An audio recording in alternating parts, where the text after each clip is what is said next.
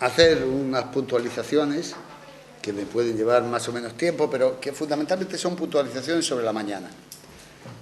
De la mesa soy el único que se declara creyente, es decir, yo soy creyente. Es verdad que recibí mi creencia desde la infancia, pero también recibí desde mi infancia valores como la familia y los mantengo, y recibí los valores religiosos y los mantengo. ¿Por qué mantengo el valor religioso? Para mí el sentimiento religioso está marcado por algo esencial, que creer que existe el creador del mundo o que no existe el creador del mundo. Y yo soy de los que pienso que existe el creador del mundo. Hay cosas que para unos son simples, para otros son complicados. Para mí la existencia del mundo que nos rodea explica por sí sola la función del creador del mundo, y para otros no, y opinan que es función del azar, de la especialización, de la lucha, digamos, de adaptación al medio, lo que quieran. Yo ahí no tengo ningún inconveniente, quiero decir, hay muchos criterios, pero yo adopto el criterio de que para mí existe el creador del mundo y sigo manteniendo que existe el creador del mundo. Por lo tanto, ese es el sentimiento religioso primero por el que digo tengo un sentimiento religioso. Por otro lado, cuando analizamos el tema de las religiones, explicamos cosas que son diferentes. Hay religiones que son clericales y religiones que no son clericales. Religiones que son sacerdotales y religiones que no son sacerdotales. Me explicaré. La antigua religión judía fue sacerdotal hasta la destrucción del templo. A partir de la destrucción del templo, fue una religión no solamente no sacerdotal, sino antisacerdotal. Quiero decir, todo el pueblo, no había ningún intermediario entre Dios y el hombre, entre el creador y el hombre, y por lo tanto todo miembro de la comunidad era directamente responsable de su relación con el creador. Este movimiento, que se había iniciado desde muchos siglos antes, se había iniciado en realidad desde el exilio de Babilonia, fue una de las cosas que separaron al cristianismo del judaísmo. Quiero decir, ustedes saben que el cristianismo durante bastante tiempo estuvo unido, fue una secta más judía. Y hubo un movimiento clarísimo que los cristianos volvieron al movimiento sacerdotal, creando unos nuevos sacerdotes, mientras que los judíos rompieron con el movimiento sacerdotal y dijeron, todo el mundo es sacerdote. De hecho, dijeron, somos un pueblo de sacerdotes. Es decir, en el sentido de que todavía cualquiera puede actuar en una sinagoga como oficiante o como incluso director de la oración colectiva, que no es necesaria, que la oración individual basta.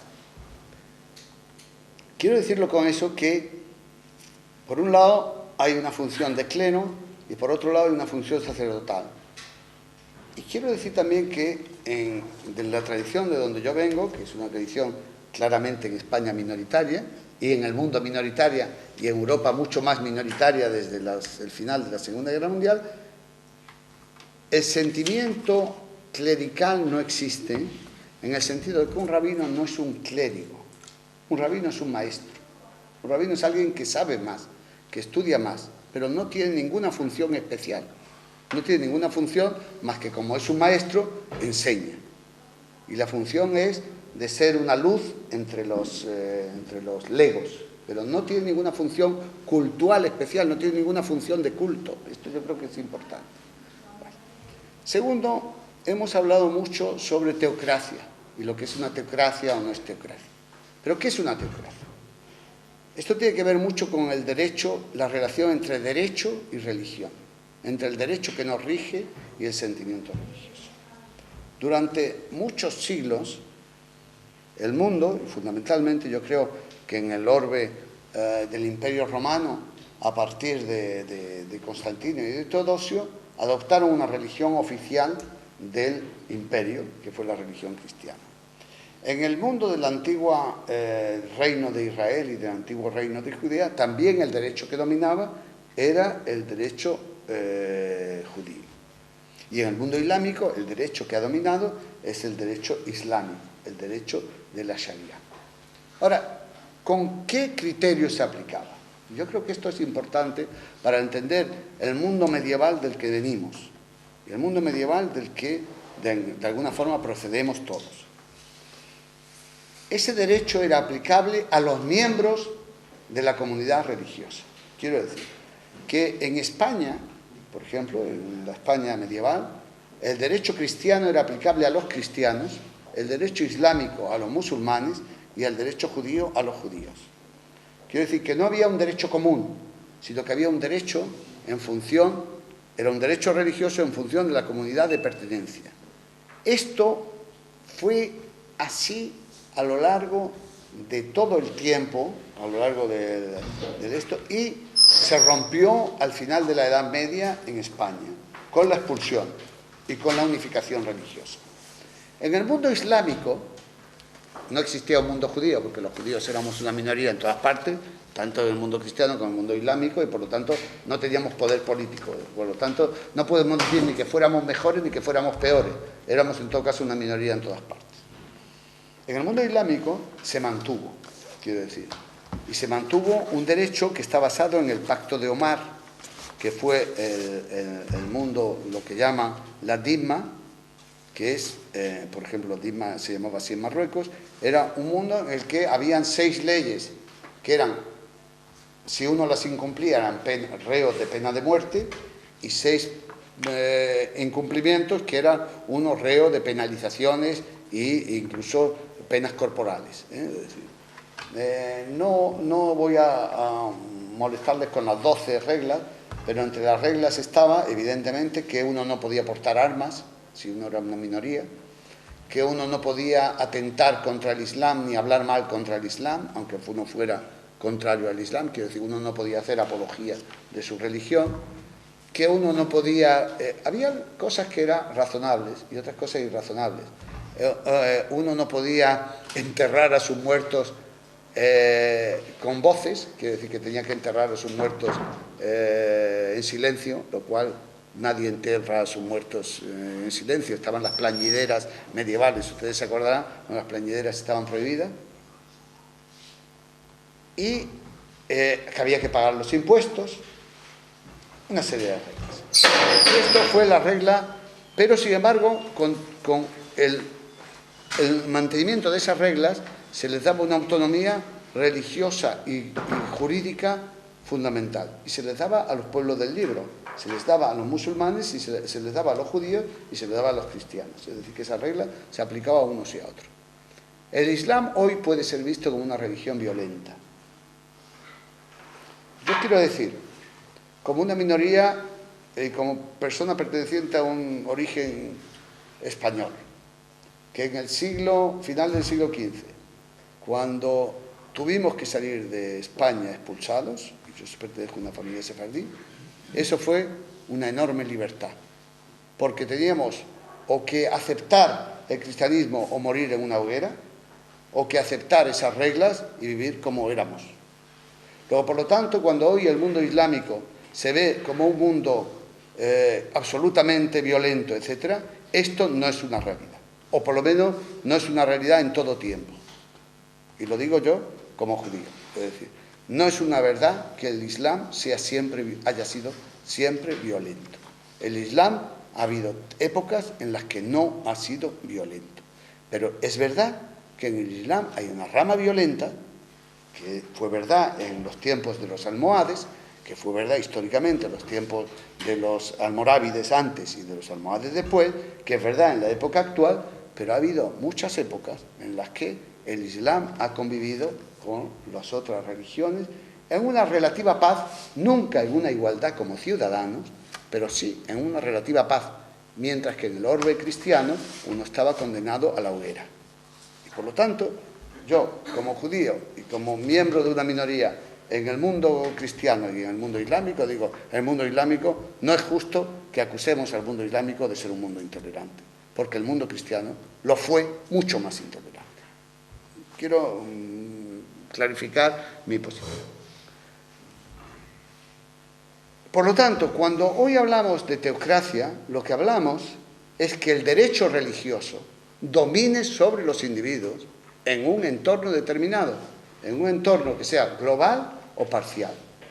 Y es evidente que en el mundo occidental ha habido un cambio, yo creo que sustancial y esencial, que ha sido que, y Grocio es el padre del derecho contemporáneo, y no por nada era holandés, y no por nada era hijo de una evolución importante y de el único lugar donde durante el siglo, finales del XVI y XVII, se dio una integración de diferentes ideas, padre del derecho moderno, y pensó que el derecho había que aplicarlo como si la idea divina no existiera, y pensó en volver a un derecho que fuera igual para la gente, es un derecho general.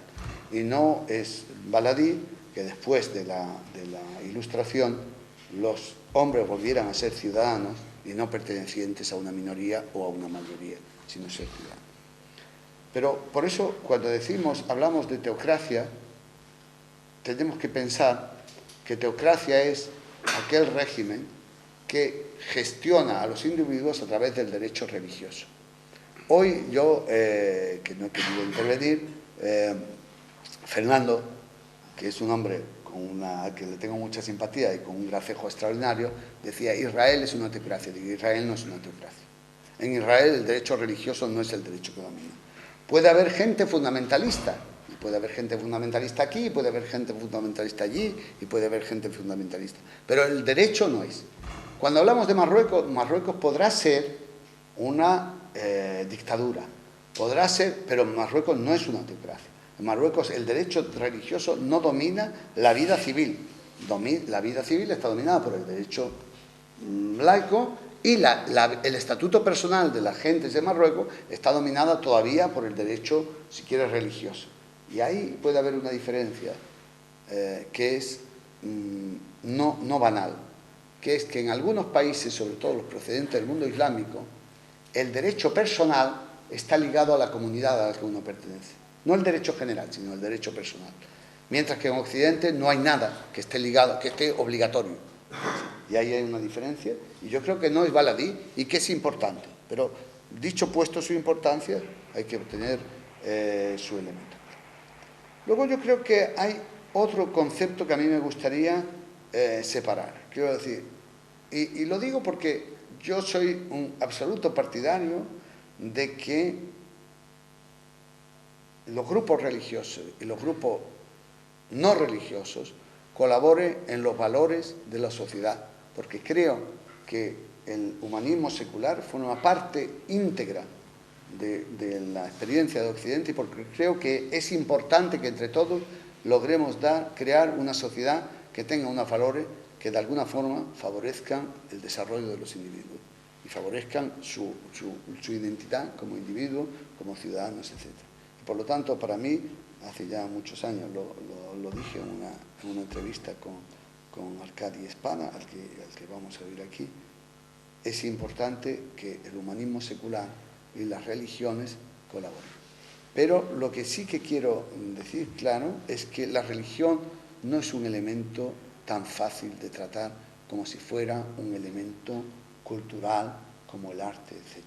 La religión forma parte para muchos individuos en el mundo en que vivimos de la identidad, está incrustada en la identidad. ¿Ustedes creen que si la religión no estuviera tan incrustada en la identidad, habría problemas como los del Oriente Próximo? Es imposible. No es un problema, no es una guerra de religión, nadie está intentando vencer al otro, ni convencer al otro, pero la religión está intrínseca en la identidad.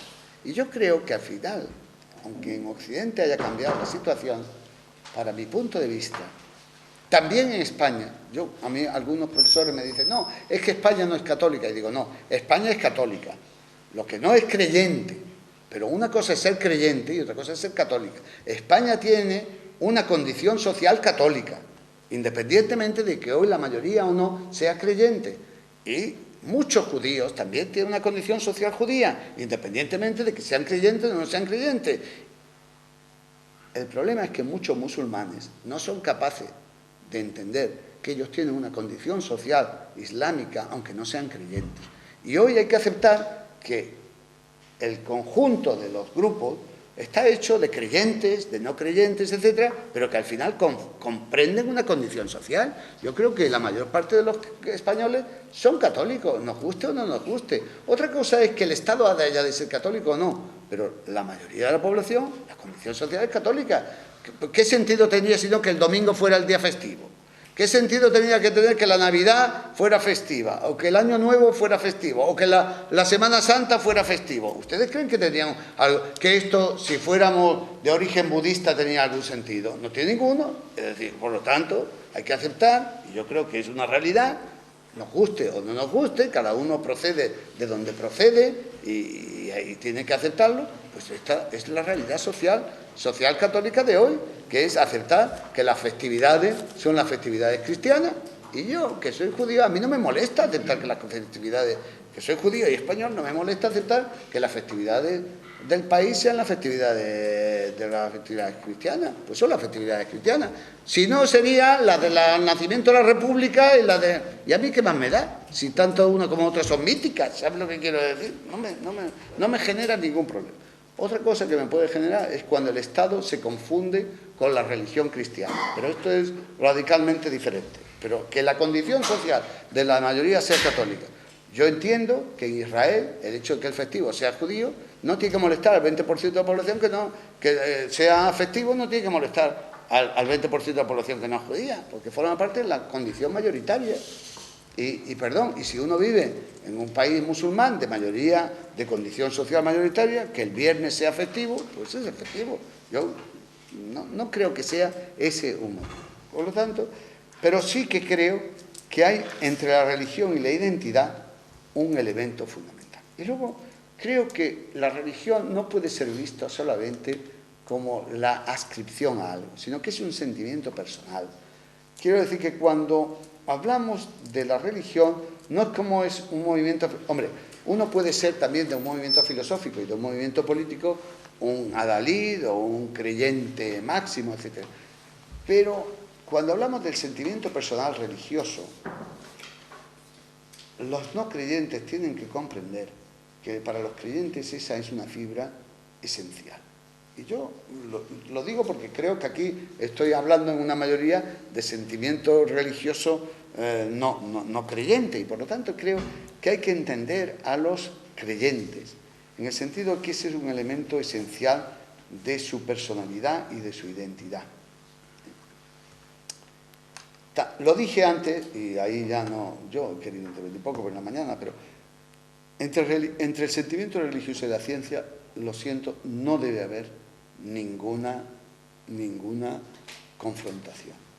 Quiero decir, si lo hubo es en un sentido de religión dogmática. Yo entiendo que hay religiones sacerdotales que creen tener toda la verdad, que hay religiones clericales que quieren entender que el clero es el que define lo que es el dogma y lo que no es el dogma, y lo que es la verdad y lo que no es la verdad, pero eso no es el sentimiento religioso. Eso no tiene nada que ver con el sentimiento de que uno crea que hay un creador del mundo o no crea que hay un creador del mundo. Lo digo con claridad. Es decir, en la Iglesia, afortunadamente en el judaísmo, aunque hay tendencias antirracionalistas fuertes, yo que me siento unido a los movimientos racionalistas, perdón, voy a decirles algo. Claro, yo soy el presidente de una federación de comunidades judías. Si nosotros fuéramos clericales no me hubieran elegido a mí como presidente, es evidente, porque yo soy elegido democráticamente. Es decir, soy elegido porque nosotros todavía gestionamos como seculares, ¿sabes lo que quiero decir? Que lo elige la mayoría de la población, no lo elige ningún clero. Pero lo que quiero decir es que la ciencia y la religión y el sentimiento religioso no son contradictorios. Que al contrario, hay un sistema de interpretación y de escudriñamiento de la esencia divina que se puede ver a través de la ciencia. Y que eso, que no ha sido verdad durante mucho tiempo en la relación con la religión, yo creo que en los últimos tiempos también, y creo que después de Galileo la Iglesia cristiana se ha avanzado mucho, hoy tampoco la Iglesia cristiana está en contra de la ciencia. No están a favor, a lo mejor, de movimientos de avanzada, como puede ser el tema de las células madres, etcétera, pero no están en contra si algo se descubre, es lo que quiero decir.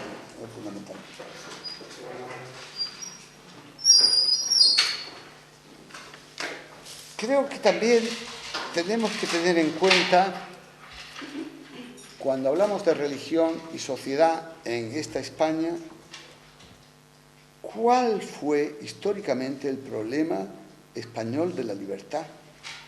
Y el problema español de la libertad fue el problema de la libertad de conciencia.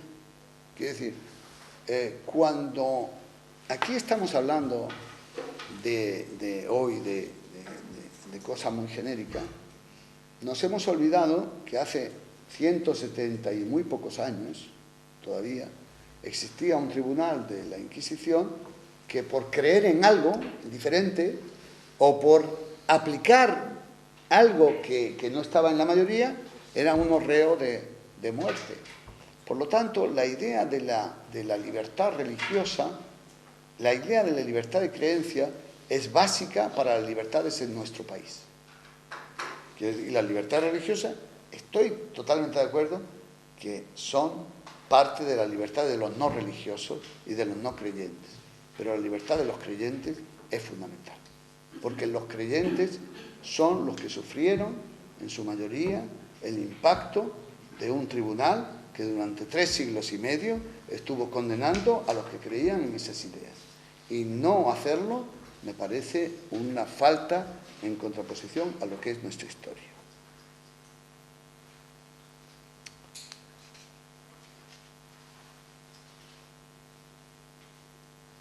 Se habló también de multiculturalismo en la reunión de la primera.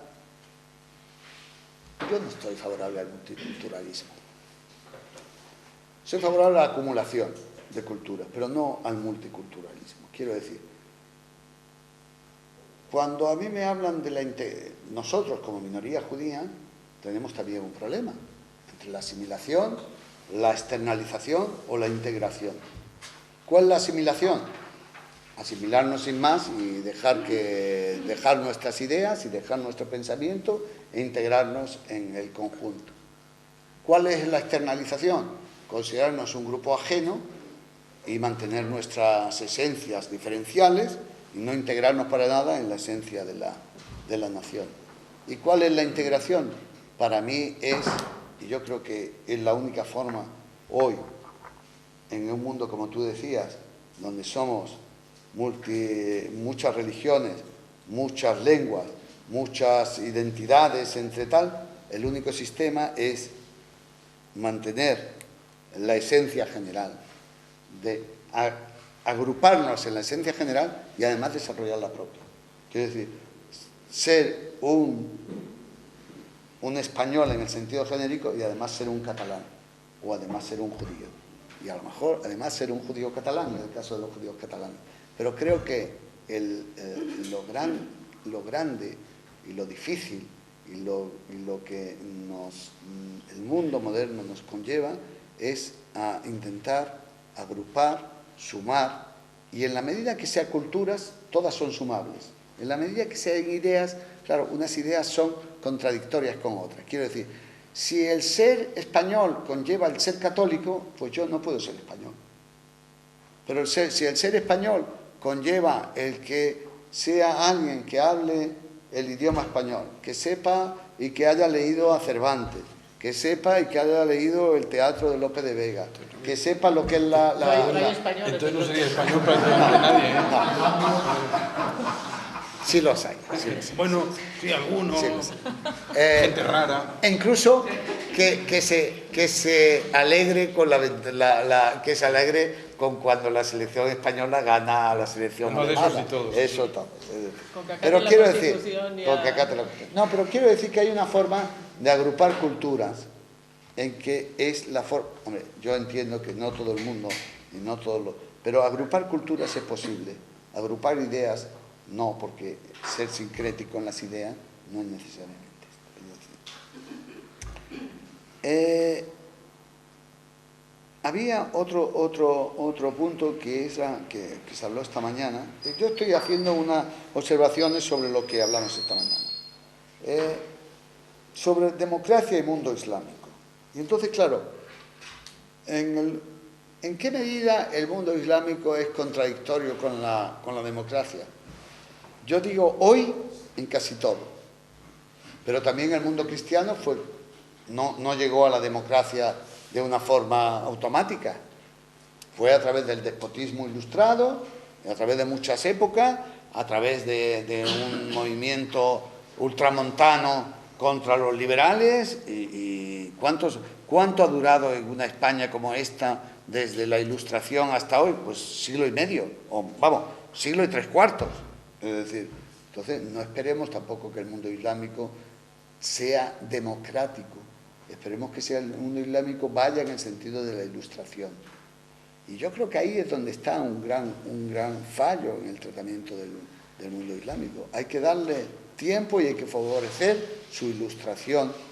Hay que favorecer el que ellos vayan en este sentido de la evolución antes que en exigirles que hoy sean democráticos en los países islámicos. Por el contrario, creo que hay que exigirles que acaten la democracia y los valores democráticos en Occidente cuando vengan a Occidente. Quiero decir que es muy distinto en sus países de origen que cuando uno viene. Porque yo podía ser un judío que me hubiera mantenido lejos de España durante mucho tiempo. Entonces no tenía por qué ser español. Pero si vengo a España, he de aceptar la cultura española como cultura dominante. He de aceptar que este es mi país, he de aceptar que esta es mi nación y he de aceptar que esta es la ley y la que yo debo mantener, en la que yo debo mantenerme, que es la legislación en la que debo mantenerme. Lo mismo cualquiera que venga, sea musulmán o tal, ha de aceptar que las leyes del Estado son las leyes. Estoy recordando, los judíos cuando iniciaron el exilio tuvieron una máxima que decía Diná de Malhutá Diná, la ley del reino es la ley, no es la ley nuestra. La ley del reino es la ley. La ley de donde vayáis es la ley. ¿Sabes lo que quiero decir?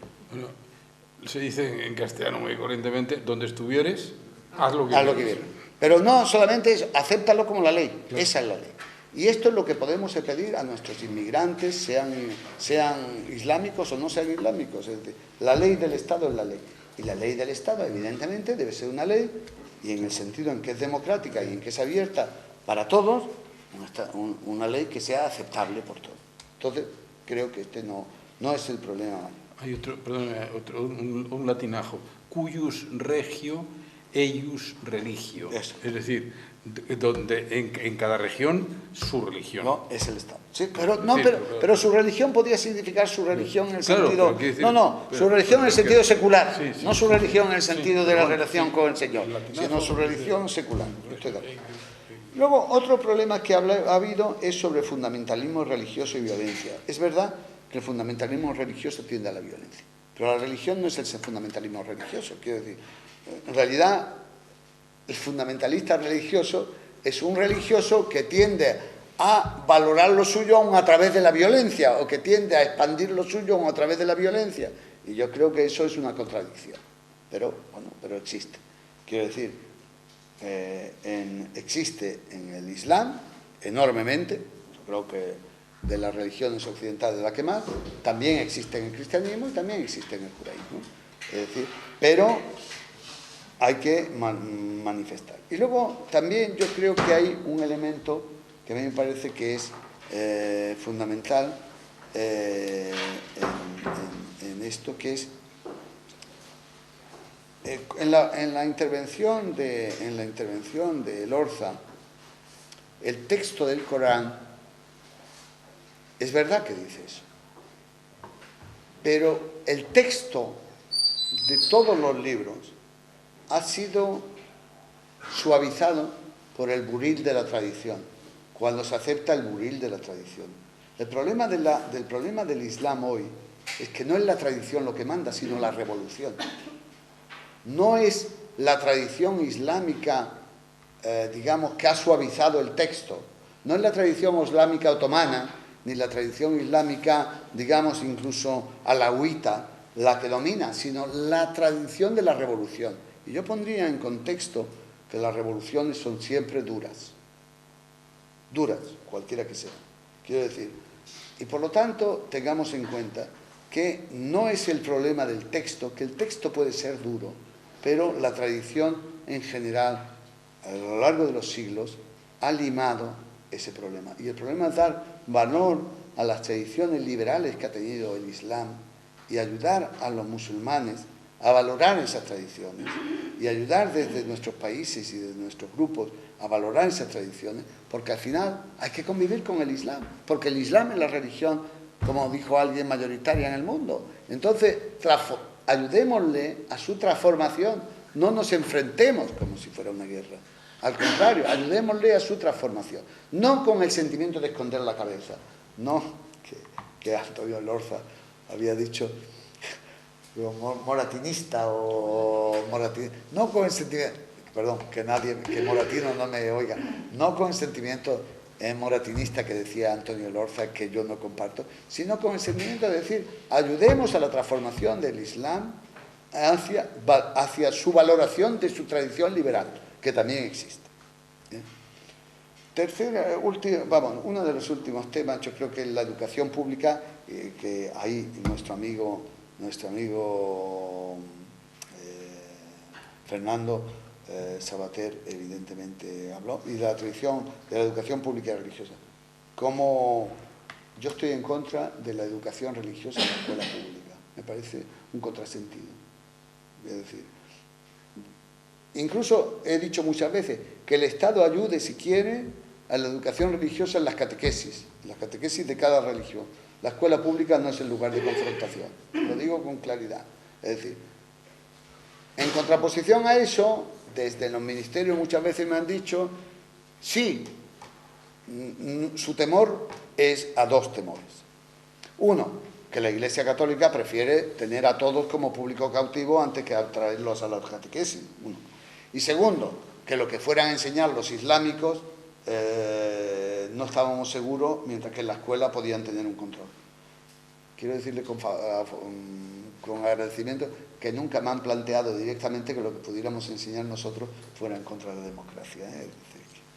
Y luego, el último punto que quería hablar es que las religiones, cuando hablamos de religiones muchas veces nos centramos en las religiones antiguas, pero yo hablaba en la comida y se lo dije a Fernando antes, es decir, es verdad que hay que dejar a los científicos, hay que dejar a los médicos hablar de las intervenciones de cirugía, es verdad que, pero también hay que dejar a los ingenieros hablar de la energía nuclear, y hablan los de la ONG, de las ONGs antinucleares, o no es verdad. Quiero decir, ¿quién habla del movimiento antinuclear? Las ONGs. No están hablando ingenieros sobre la seguridad nuclear, ni sobre la economía nuclear, no están hablando nadie de eso, están hablando ONG. Por lo tanto, cuando hablamos de religiones, hablemos de sentimientos globales, y no solamente de las religiones tradicionales, ni de las nuevas, ni de los que tienen que ver con Dios. Hay otras religiones laicas, o el nazismo no fue una religión. O el nazismo no fue más terrible que cualquier otra religión. Y lo hizo en un periodo prácticamente de dominio de 12 años. Entonces, ¿de qué estamos hablando? ¿Sabes lo que quiero decir? Las religiones tienen valores. Y el movimiento secular democrático tiene valores. Y las religiones no necesariamente tienen que estar en contra de la democracia. Y yo creo que democracia, religiones y humanismo secular tienen que unirse para crear una sociedad de valores. Y esta sociedad de valores creo que es factible y posible. Y esta es mi posición.